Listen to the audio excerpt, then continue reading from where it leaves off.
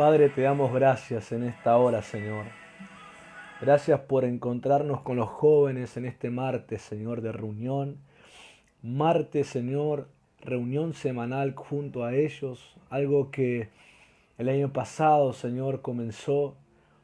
Antes lo hacíamos de forma mensual, pero la pasión, el deber por trabajar de una forma más continua, más seguida en ellos, Señor, creemos que fuiste vos en nosotros que pusiste la pasión y el deseo de que las reuniones se vuelvan de mensuales a semanales, así que estamos en un día y estamos en el tiempo de tu corazón trabajando en los jóvenes, Padre, en los que nos has dado en el ministerio y aquellos que pueden oír en las plataformas, Señor, en los audios que subimos por la gracia que nos has dado, que sea de inspiración, que sea de desafío, que sea de enseñanza, que sea de ejemplo, que sea de aprendizaje, que sea de confrontación, que sea de disciplina, que sea consuelo, que sea empoderamiento, que sea revelación, pero que por lo menos una obra de tu presencia sea revelada, sea caracterizada, sea distinguida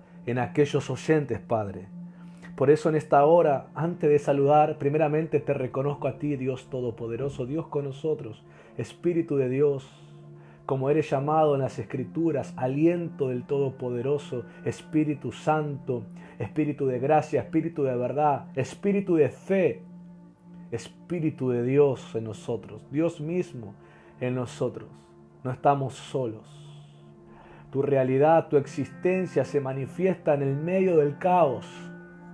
Posiblemente cuando todo va bien, Señor, no somos tan conscientes de tu presencia, pero cuando hay caos, cuando hay cosas difíciles, cosas que deben solucionarse, vemos tu existencia, vemos tu intervención, vemos tu presencia, que en medio del todo el caos traes el orden de Dios, trae la paz que nos faltaba, traes el gozo que nos faltaba, traes la sabiduría que nos faltaba, nos traes la revelación que nos faltaba y creas, como la Escritura dice, un camino donde no lo había. Por eso, Espíritu de Dios, te reconocemos y gracias por esos tiempos donde podemos ver con mayor claridad tu existencia, tu presencia. Por eso, hoy no es un día diferente en el que nuestro corazón no te desee. Nuestro corazón te anhela de continuo, Señor. Y si algún día o en algún momento, por alguna razón, nos distraemos, inmediatamente regresa nuestros ojos a ti, Señor, porque no queremos desenfocarnos. Te pido que en esta hora de administración estés, Señor, usando mi vida a través de mí, de la voz que me has dado, ministrar a cada corazón del otro lado y como en un espejo reflejarnos y ver aquello que debemos rendir en la cruz, ver aquello que debe perfeccionarse, ver aquello que debe madurar, ver aquello que tenemos que separarnos, ver aquello al cual tenemos que renunciar, ver aquello al cual tenemos que abrazar. Gracias, Espíritu de Dios, por la obra, por traer la voluntad del Padre en la fe de Jesús, en el nombre del Señor. Amén, amén y amén. Dios los bendiga, jóvenes. Quise empezar esta reunión orando, encomendando al Señor, no porque el Señor no esté presente o el Señor no esté interesado, sino que justamente porque está presente e interesado, le confesamos y le reconocemos, estableciendo a todo aquel oyente que hay uno en el cual estamos todos sentados alrededor de él, que es Jesús y su Espíritu en nosotros. Así que deseaba de corazón compartir el mensaje de hoy y el mensaje de los próximos 2 martes que vienen. A los que me tienen en Facebook han podido ver que ya anuncié que los primeros 3 martes de septiembre vamos a estar por lo menos en las reuniones juveniles ministrando sobre 3 elementos que van unidos y que establecidos genuinamente en cada creyente forman el ambiente donde Cristo es desarrollado en nuestras vidas. Es fundamento, es edificación y es sobre edificación. Cada uno tiene su participación, su propósito, su responsabilidad, pero obviamente para llegar a los próximos dos es muy importante este primero. Si este primero no se cree o no se recibe o no se tiene, es totalmente una consecuencia que los otros dos no van a poder dar el aporte que necesitan. Por eso quiero que me acompañes en las escrituras al libro de Primera de Corintios, a la primera carta a los Corintios, Primera de Corintios capítulo 3, versículo 10 al 15. Yo lo voy a leer en la versión de Voice, es una versión que me gusta mucho, es una versión de inglés, pero gracias al Google Traductor podemos traducirla y tenerla en español. Originalmente esta versión solamente está en inglés, pero gracias al traductor de Google podemos transformarlo al español. Y me gusta mucho esta versión y dice así, 1 Corintios 3, verso 10 al 15, es la base para este martes y los próximos dos. Vamos a estar leyendo estos textos durante los 3 martes y luego vamos a estar explicando cada uno de las partes que te dije. Dice así, como un arquitecto experto y un maestro de obras, puse los cimientos basados en la gracia de Dios que me fue dada. Ahora vendrán otros para construir sobre los cimientos, o sea, el fundamento. Cada uno sirve de una manera diferente y debe basarse en él con mucho cuidado. Y de hecho, hay un solo fundamento, y nadie puede poner otro fundamento que no sea Jesús el ungido. A medida que otros construyen sobre los cimientos, ya sea con oro, plata, piedras preciosas, madera, heno o paja, la calidad del trabajo de cada persona se revelará con el tiempo cuando sea probada por el fuego. Si el trabajo de un hombre pasa la prueba del fuego, será recompensado.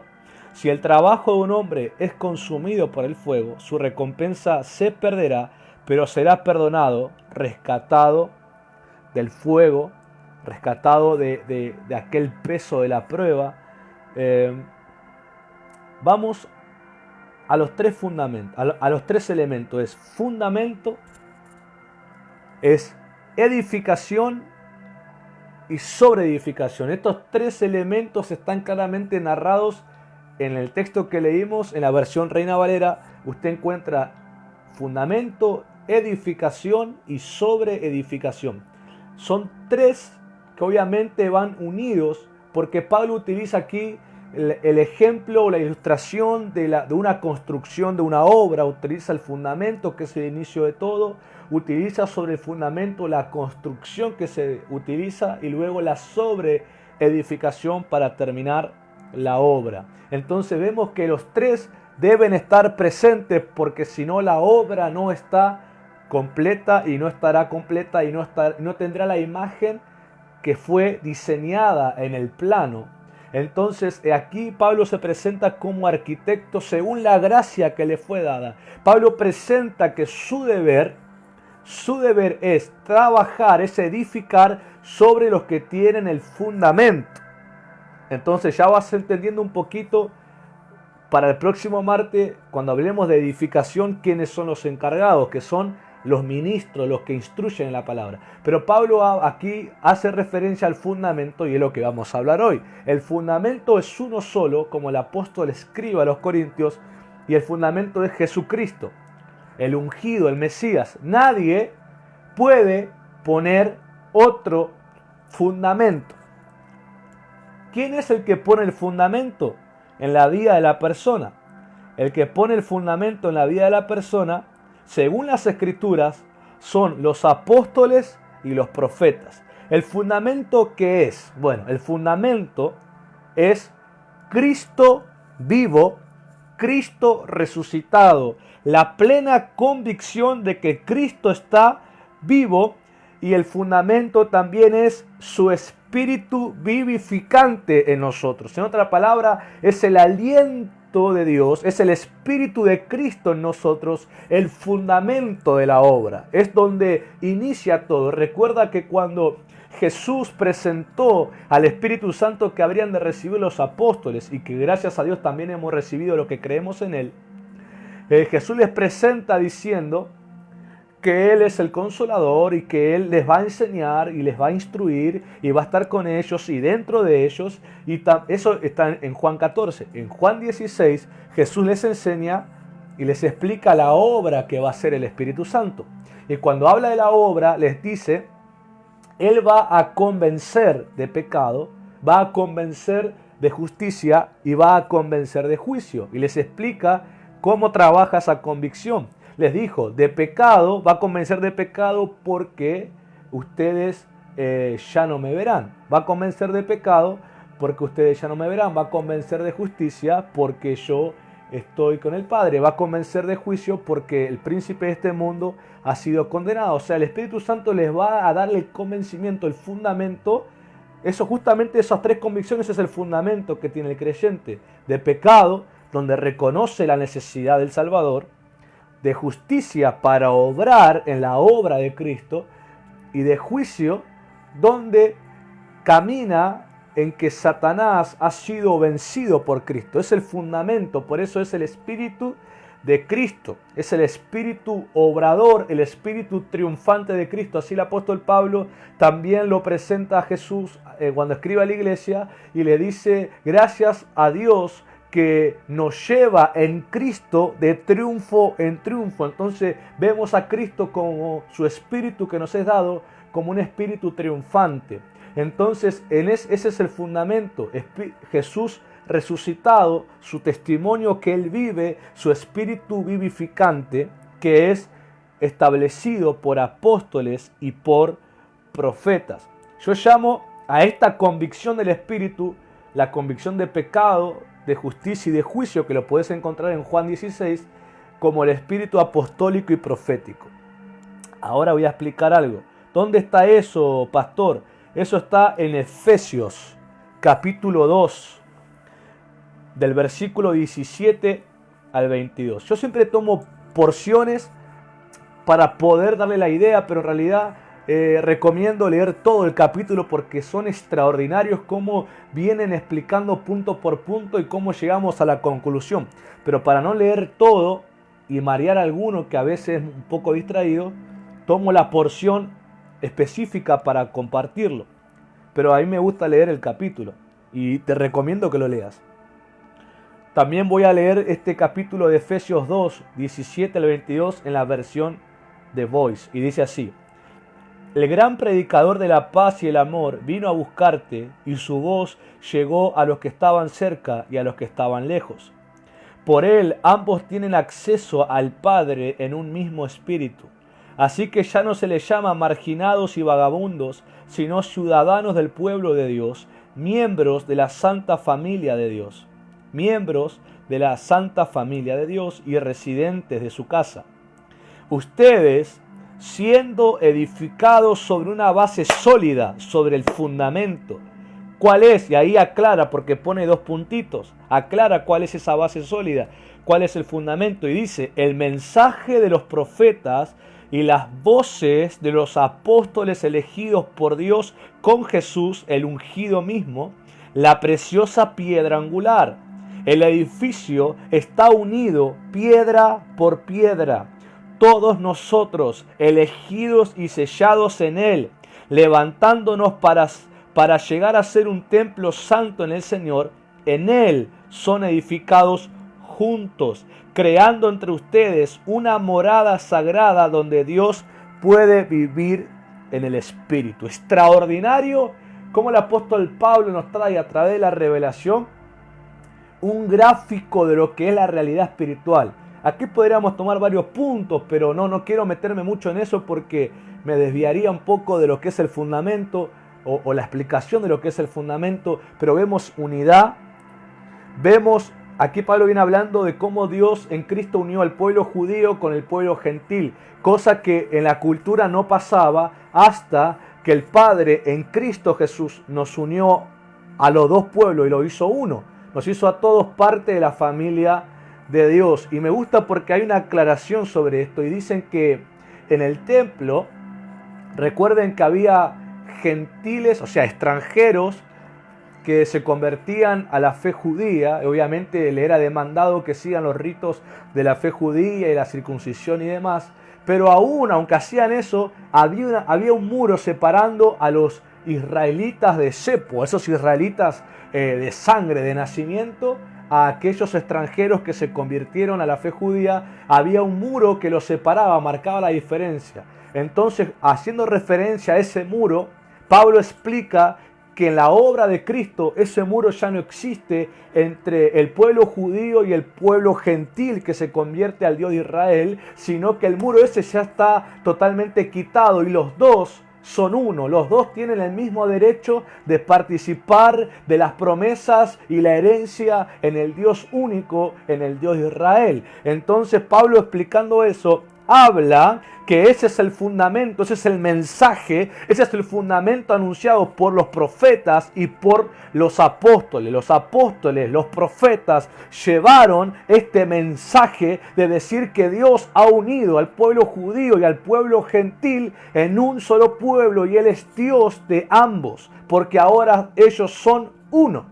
Entonces, ese es el fundamento que en la resurrección de Cristo, como el apóstol Pablo también explica, que ya no hay gentil, ya no hay judío, ya no hay griego, ya no hay bárbaro, ya no hay hombre, ya no hay mujer. En sentido, no hay diferencias, sino que todos somos uno, todos somos hijos y creemos en Jesucristo, todos somos traídos a Cristo. Y ahora quiero que me entiendas esto, porque te explico lo que hace la obra del fundamento, el Espíritu de Cristo, el Espíritu vivificante, el Espíritu apostólico y profético, que establece en el corazón del creyente, establece, por ejemplo, la unidad a Cristo, y en Cristo la manifestación de Él hacia las personas, ya no distinguiendo por absolutamente nada y no discriminando absolutamente por nada, porque Cristo se presenta a Él mismo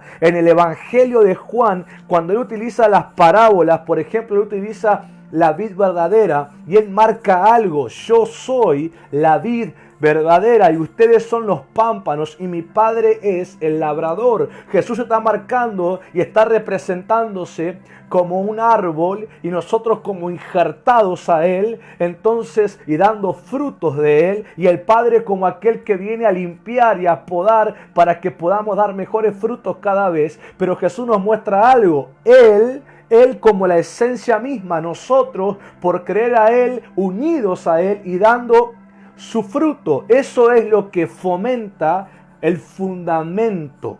Cristo resucitado, Cristo vivo, te enseña a que estar unido a Él te hace llevar su fruto a toda persona que desee tomarlo. Porque quiero que imagines que al presentarse como una vid, que obviamente es la que da fruto a las uvas, y nosotros ser las ramas que acercamos el fruto de la vid, Él está mostrando que el que quiera tomar del fruto puede tomar. Está mostrando un fruto disponible y dispuesto en aquellos que están unidos a Él. Entonces, eso, para el pensamiento judío de aquel tiempo, era algo confrontador, ya que ellos creían que eran los únicos que podían disfrutar del fruto de Dios, y que los demás estaban excluidos por no ser del pueblo judío. Pero Jesús marcó algo, y todo eso empezó a obrar y empezó a moverse en convicción cuando resucitó, porque la resurrección de Cristo es titulado con este nombre: consumación. Significa que lo que Él vino a hacer, la obra que vino a establecer en la tierra, su fundamento fue puesto. Cuando resucitó al tercer día, Cristo puso el fundamento, fomentado por profetas, porque los profetas anunciaron eso, y los apóstoles se encargarían también de llevar el mensaje. Y a nosotros nos llegan los profetas y nos llegan los apóstoles de la resurrección. Esa es la diferencia.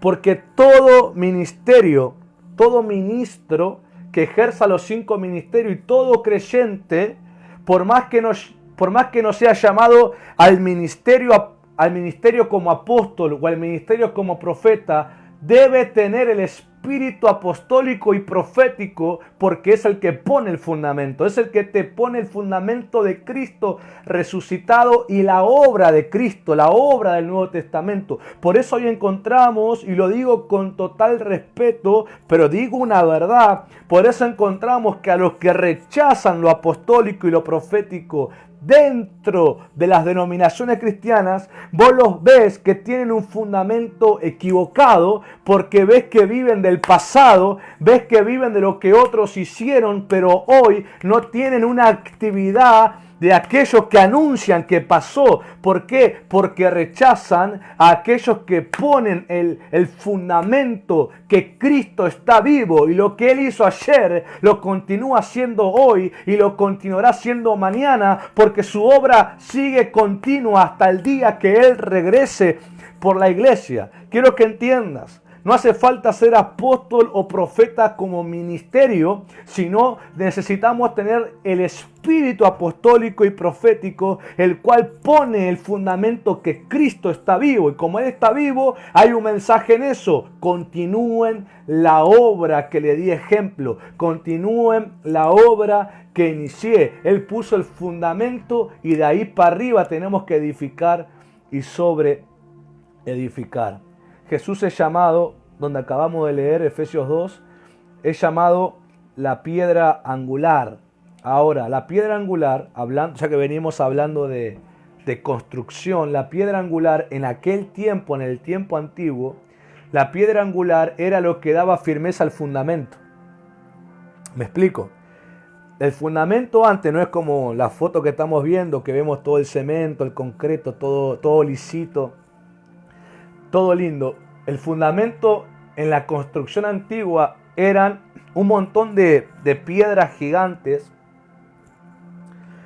que iban siendo colocadas unas a otras, pero tengan en cuenta que no salían, no eran cortadas a la perfección como hoy en día pueden calcular y cortarlas de una forma perfecta. Eran cortadas como se podían. Por lo tanto, a veces tenían una que otra forma diferente y necesitaban una piedra angular, que era una piedra que encajaba, era la única que encajaba perfectamente. Era la única que entraba en un espacio perfecto, podríamos decir, diseñado para ella misma. Y una vez que esa piedra era puesta, las demás piedras antes de eso estaban todas como caídas, todas así como desunidas, como cualquier cosa, ¿no?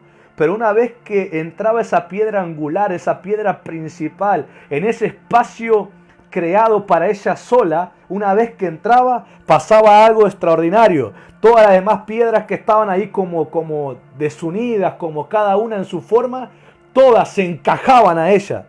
Todas recibían una presión que se encajaban a ella y parecían como una, ¿cómo se dice? ¿Cómo se dice ese juego? Como un rompecabezas. Parecía que cada una encajaba con la otra. ¿Cuándo pasó esto? Cuando la piedra angular entró. Antes que aparezca la piedra angular, parecía imposible unir a las otras piedras que estaban ahí. Porque tenían formas diferentes, porque parecían que nunca encajarían, porque no encontraban una solidez unas con otras, no encontraban una unidad unas con otras, hasta que era puesta la piedra angular. Una vez que la piedra angular, la piedra principal, era puesta, pasaba ese milagro extraordinario que provocaba que todas las demás piedras se unan a ella y podían así unirse entre sí.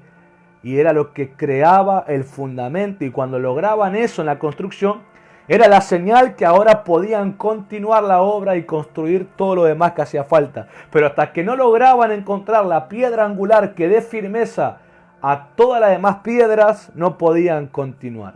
Y ese es el testimonio que te he puesto en el fundamento traído por los apóstoles y por los profetas. Cuando el espíritu apostólico y profético en un creyente está operando y llega a un lugar donde hay un montón de gente de diferentes pensamientos, criados de diferentes formas, experiencias de vida diferentes, diferentes edades, diferentes experiencias de vida, no se unen entre sí. porque se miran sus diferencias, porque se miran lo que los hace estar separados. Pero cuando aparece un creyente con el espíritu apostólico y profético, el fundamento de Cristo, y empieza a ser una persona que se relaciona con estos que parecen que jamás se van a unir, comienza a pasar el milagro. Comienza de una forma a unir a aquellos que parecían imposible que se unan. Y esto no es solamente una representación que Pablo hace, fue un testimonio de Cristo en su forma de hombre y es el testimonio de Cristo en su espíritu de nosotros. Él reunió 12 discípulos personales que caminaban con él.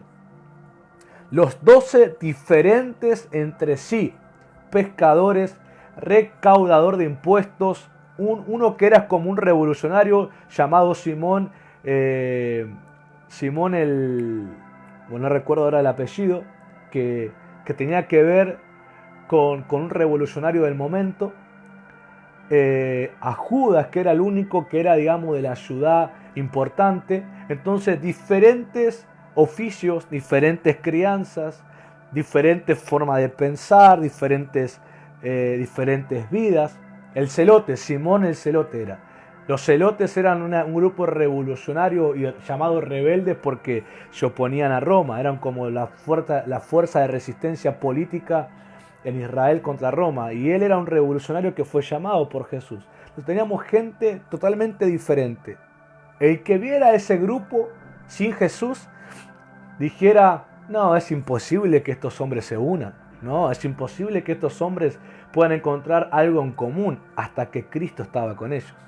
Cuando Cristo era la razón de que ellos estaban juntos, es lo que Jesús logró que se unan, que participen, que los envió a hacer la obra, los envió a sanar enfermos, a limpiar leprosos, a expulsar demonios. Y estos hombres, que eran tan diferentes entre sí, se encontraban participando unos a otros en armonía por causa de Cristo. Ese es el fundamento, mi querido joven. Esa es la obra del fundamento. Muchos pueden decir: sí, yo tengo el fundamento, pero te estoy describiendo la obra del fundamento. Si en tu corazón todavía hay discriminación hacia otro creyente porque no cree como vos, o no piensa como vos, o es de otra denominación, y vos decís: no, yo con él no me relaciono, y bla, bla, bla, estás obrando en alguien que no muestra el fundamento de Cristo.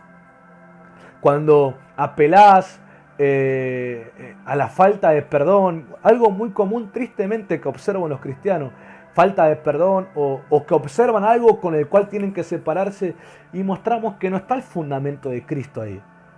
Porque el fundamento de Cristo te lo acabo de describir. Obra uniendo a aquellos que parecen que no tienen nada en común. Cristo se vuelve lo que los une y los vuelve gente de comunión. La palabra comunión tiene que ver unión en común. ¿Qué nos une? Posiblemente vos y yo hablando no nos uniría nada de la tierra. Ni crianza, ni estudios, ni gustos, ni hobbies, ni nada. Pero Cristo sí nos une.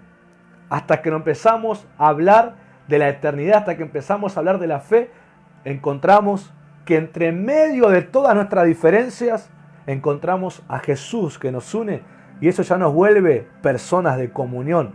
¿Te das cuenta? Si miramos fuera de Cristo, si no tenemos el fundamento de Cristo, siempre vamos a observar cosas que nos desunen, cosas que no tenemos en común, y seguiríamos cada uno por su camino.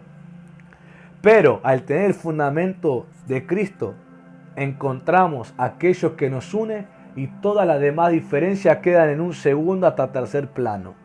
Esa es la obra del fundamento. Eso es la piedra angular en nosotros, el espíritu apostólico y profético, el testimonio de la resurrección, el testimonio y convicción de que Cristo Jesús está vivo. Y quiero concluir con esto. Si no está, mi querido, ese fundamento, será vana el intento de edificarte en enseñanza sobre tu vida. Lo vuelvo a decir. Si no está ese fundamento, en tu corazón, será vano el intento de querer edificarte en la vida de Cristo, porque al no tener el fundamento, no hay una base sólida donde puedas sostener la enseñanza. Entonces, por eso, cuando Jesús enseña la parábola de la semilla y habla de los tres tipos, habla de la obra de la semilla, una cae al costado del camino, otra cae entre espinos, otra crece y se seca y otra da fruto. Las primeras tres que no producen y no llegan a nada, que no sostienen lo que le fue dado, tienen que ver con que no tienen fundamento. Quizás la más cercana a esa es la que Jesús dice que creció, se secó porque no tenía raíz, no tenía un fundamento. En cambio, la que crece, la que tiene fundamento, puede sostener el crecimiento. Por eso el que no tiene fundamento lo llamamos almático. Es alguien que en la emoción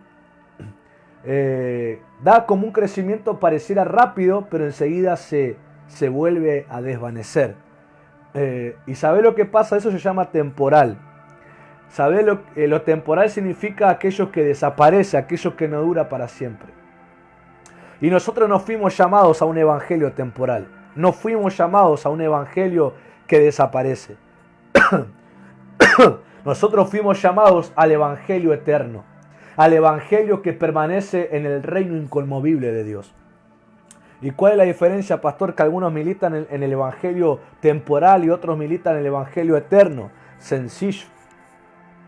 Lo temporal, te das cuenta en aquel que hay un momento en que da un crecimiento impresionante, rapidísimo, que pareciera sobrenatural, pero así como subió, también bajó. Y del más creyente que parecía, ahora es el más incrédulo. Del más decidido que parecía, ahora es el que está en desacuerdo. Del más fiel que parecía, ahora es el que contradice todo. Del más leal que parecía, ahora es el que critica todo. Porque vivió un evangelio temporal, una emoción sin fundamento. Oh, qué tremendo eso. ¿Por qué? Te lo explico. Todo aquello que está destinado a desaparecer, aquello que no tiene base sólida, siempre da una gran demostración y así como la dio cae. Vos fijate la noche, hay algo que pasa en la noche. Vos decís la noche es oscura, sí, pero pasa algo. Durante las últimas horas de la madrugada, antes que empiece la mañana, ocurre algo en la noche, es que se vuelve más oscura. Se vuelve más oscura de lo que estaba, es como si diera una plenitud que no habían dado todavía, pero así como está dando esa plenitud, desaparece porque inicia un nuevo día y la luz del sol comienza a manifestarse. O nosotros lo llamamos en un tema, ¿cómo se dice? Criollo, la espuma de la Coca-Cola. ¿Viste la Coca-Cola cuando la abrís y sale todo ese gas? Es como que sube todo ese gas, toda esa espuma. Sube y parece como que se va a rebalsar y de repente mientras está subiendo también empieza a bajar. Y parece como una gran cantidad. Vos ponés, ¿cuánto me serví? Parece la espuma que llena todo el vaso. Pero cuando baja la espuma, solamente había algún tamaño bien chiquitito. Así pasa con el que se mueve en la emoción. Da una gran demostración que parece alguien tremendamente ungido, tremendamente convencido, pero cuando cae la emoción, vemos que desaparece. En cambio, el que maneja el evangelio eterno con el fundamento de Cristo puesto por apóstoles y profetas y obrando como ya te expliqué, no voy a volver a explicar todo como lo expliqué, la vid, el pámpano, como te expliqué, la piedra angular, como te expliqué, que la comunión, toda esa obra es alguien que va creciendo progresivamente. ¿Sabes por qué progresivamente? Porque durante todo su crecimiento está la plenitud que tiene de Cristo. Por eso se llama el evangelio eterno, porque lo eterno no tiene principio ni fin. Siempre es pleno, siempre tiene plenitud lo eterno. Por eso vivimos el evangelio eterno. porque no tiene un principio y un final, sino que continuamente se mantiene en plenitud, continuamente se mantiene en plenitud. Y el camino de los justos, dice el libro de Proverbios, es como la luz de la aurora, que va en aumento hasta que el día es perfecto. Pero ¿sabe lo que dice? Hasta que el día es perfecto. No dice que después empieza a bajar, sino que mantiene la plenitud de aquello que ha sido sembrado en su corazón. No quiero adelantarme, porque quiero ministrarte el próximo martes y el otro martes con los próximos 2 puntos, y también palabras que ministraremos en los jueves de intercesión, sujetas a estas, hablando también del desarrollo de Cristo. Porque dentro de la palabra profética de septiembre está la palabra de vasijas tratadas en la mano de Dios. Y si es necesario romper la vida religiosa que llevaste para empezar a vivir la vida del fundamento, la vida que muestra a Cristo vivo y te hace obrar en que Él está resucitado, te hace obrar en el fundamento de la convicción, en el pecado, en la justicia y en el juicio, que lo puede leer en Juan 16, que te hace obrar disponiendo el fruto de Cristo a todo aquel que desee tomarlo, que te hace obrar más que mirar lo que te diferencia, mirar lo que te une al creyente. Si te hace obrar en la comunión, si te hace obrar como un unificador en medio de las diferencias, entonces tenés al fundamento de Cristo, tenés al fundamento verdadero. Y algo se nos pide a todos los que el Espíritu de Dios está obrando y está construyendo la casa de Dios. ¿Sabe lo que es? Es que nosotros, sobre los que estamos siendo construidos, seamos hallados fieles, como está escrito en el libro de Hebreos acerca de Moisés. Y Moisés fue un hombre fiel en toda la casa de Dios. Eso es lo que se nos pide, fidelidad. En medio de la fidelidad podremos ser tentados ¿en qué? En el desánimo, tentados en la decepción, tentados en tristezas, tentados en un montón de cosas, pero manteniéndonos en el fundamento no caeremos jamás. En el fundamento de Cristo no caeremos jamás, porque ese fundamento que es la vida y el espíritu vivificante del Señor, dice el libro de Corintios, 2 Corintios 3, nos da libertad. El Espíritu del Señor nos da libertad. Por eso puede ser que si no está el fundamento de Cristo, el verdadero fundamento, puede ser que te encuentres prisionero y cautivo de sentimientos, de emociones, de cosas pasadas, de actitudes, de deseos, de vicios. Pero cuando Cristo, el fundamento verdadero, está en el corazón, vos vas a ser receptor de toda enseñanza en ese fundamento. Vas a ser una persona receptora para perdonar, una persona receptora para la comunión, una persona receptora para la unidad, una persona receptora para la santidad, una persona receptora para la obediencia, una persona receptora para la fidelidad, una persona receptora para toda la obra de Cristo que el Señor desea que hagamos en la tierra. Quiero que oremos ahí y presentemos nuestro corazón, nuestra mente, que están conectados íntimamente, como ese lugar donde el fundamento de Cristo es puesto. Ese fundamento de la obra de Cristo que nadie la puede modificar. Nadie puede negar el perdón que ha dado el Padre al pecador en Cristo. Nadie puede cambiar el que el Padre nos reciba como hijos en el arrepentimiento en Cristo. Nadie puede cambiar la sanidad que el Padre da al enfermo en Cristo. Nadie puede modificar la libertad que el Padre da a los cautivos a través de Cristo. Nadie puede cambiar la obra de Cristo. Nadie puede cambiar la convicción sobre el pecado. Nadie puede cambiar la convicción sobre la justicia. Nadie puede cambiar la convicción sobre el juicio. Nadie puede cambiar que Satanás está destronado, desarmado, destruido y vencido. Nadie puede cambiar que Dios perdona al arrepentido. Nadie puede cambiar que Dios nos cubre con su gracia. Nadie puede cambiar que hay un solo mediador entre Dios y los hombres, que es Jesucristo. Nadie puede cambiar aquello que el Padre pide de sus hijos. Nadie puede cambiar el mensaje del Evangelio eterno, porque el que desee cambiarlo volverá lo eterno en algo temporal y tendrá que dar cuenta por haber hecho eso. El Evangelio no es temporal, el Evangelio es eterno. Y cuando ese Evangelio eterno es puesto en el corazón, entonces, mi hermano, ese creyente vivirá para la eternidad.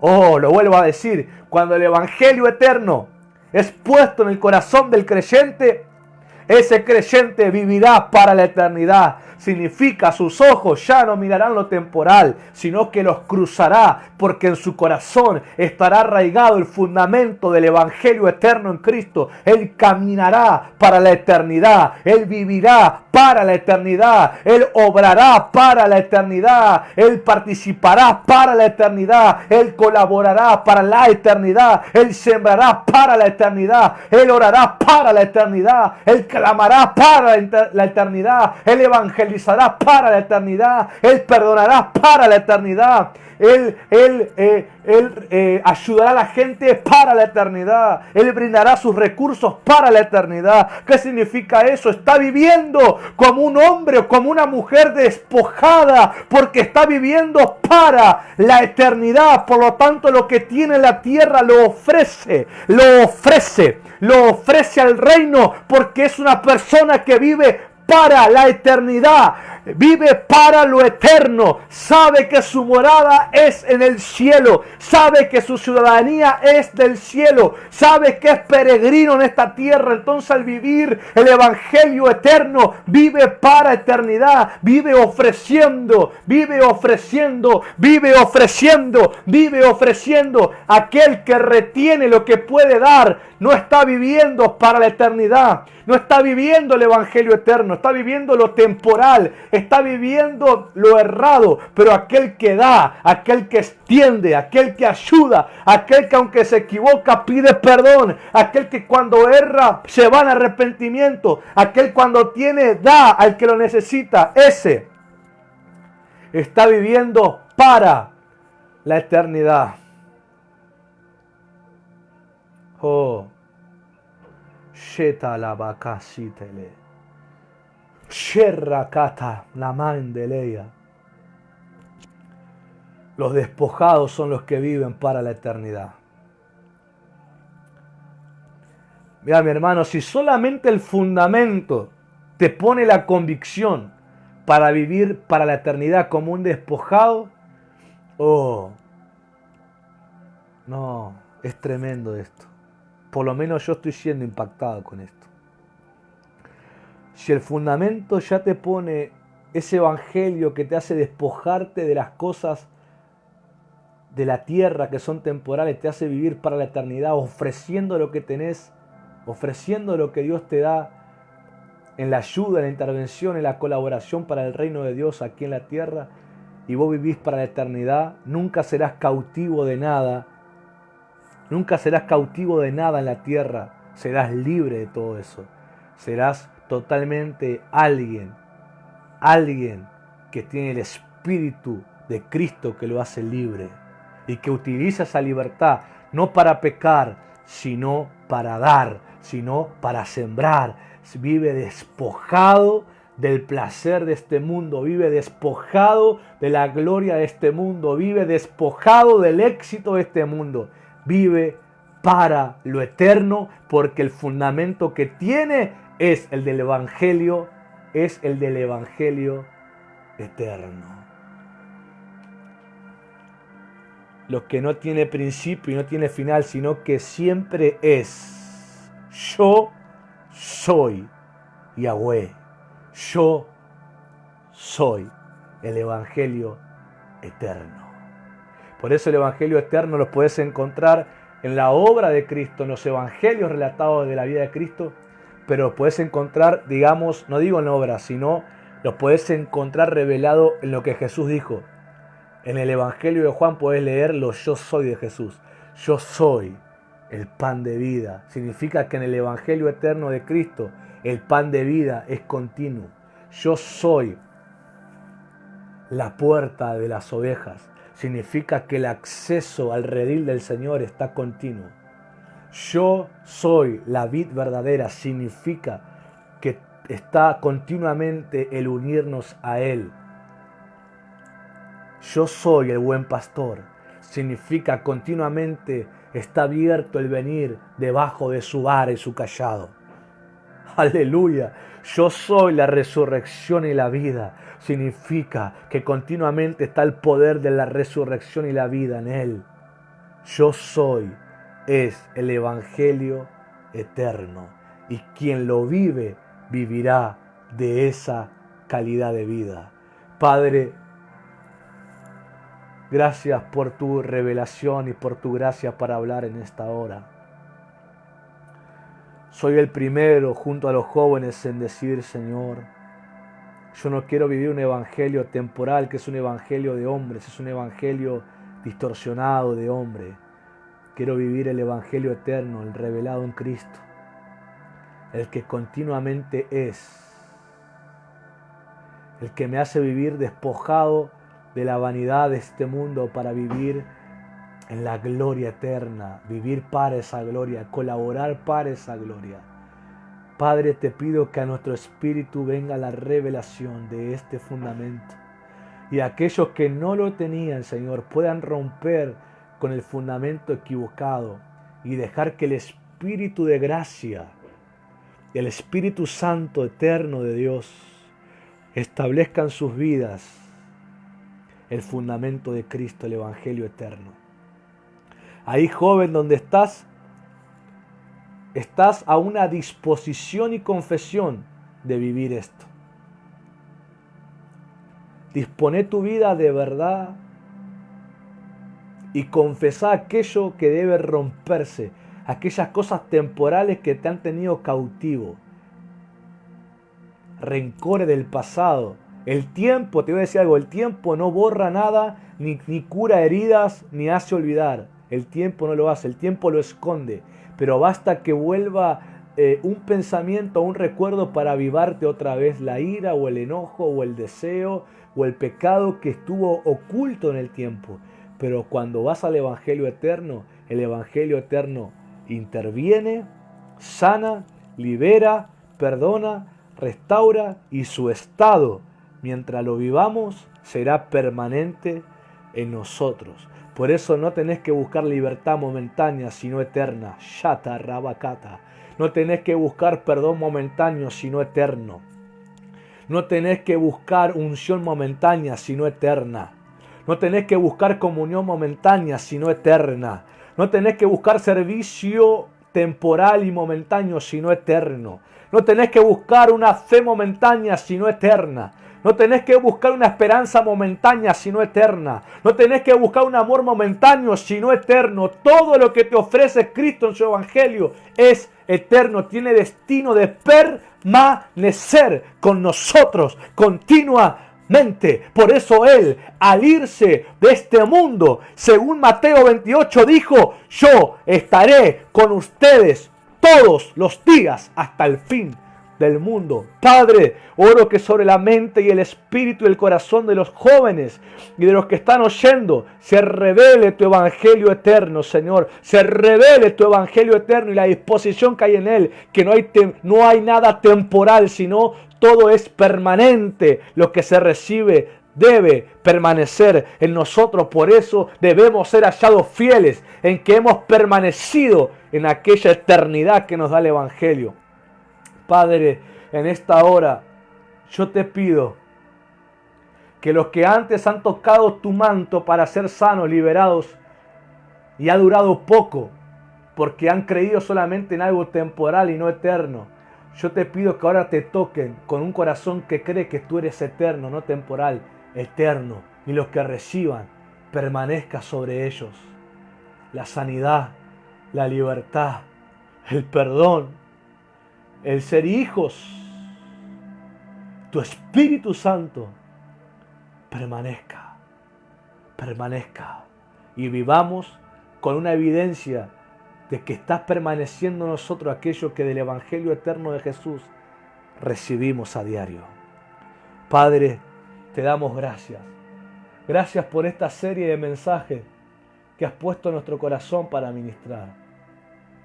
Que edifique a los jóvenes para ese trato que tienes y tendrás con cada uno de nosotros. Para que el fundamento de Cristo, en su vida, su espíritu, su obra, esté en nosotros y sea permanente aquello que quieres expresar. Te damos gracias, Señor, en el nombre de Jesús. Amén y amén. Jóvenes, los bendigo con esta palabra. Pueden escribir ahí su testimonio, aquel que dice, yo necesitaba entender esto, oré renunciando a lo temporal y tomé lo eterno, voy a vivir. Todo lo que ha sido ministrado puedes escribirlo y compartirlo. Jóvenes, nos encontramos los próximos martes con esta serie y nos encontramos mañana a las 8 de la noche en la reunión general, el jueves a las 7 de la tarde en la reunión de oración e intercesión profética y el domingo a las 7 de la tarde en la reunión general. Los bendigo. Pueden compartir sus testimonios y contar aquello que el Espíritu Santo ha empezado a hacer en cada uno de nosotros. Nos despedimos reconociendo el nombre eterno, el nombre que es sobre todo nombre, que contiene la eternidad, que manifiesta la eternidad, el nombre de Yeshua HaMashiach. Bendiciones.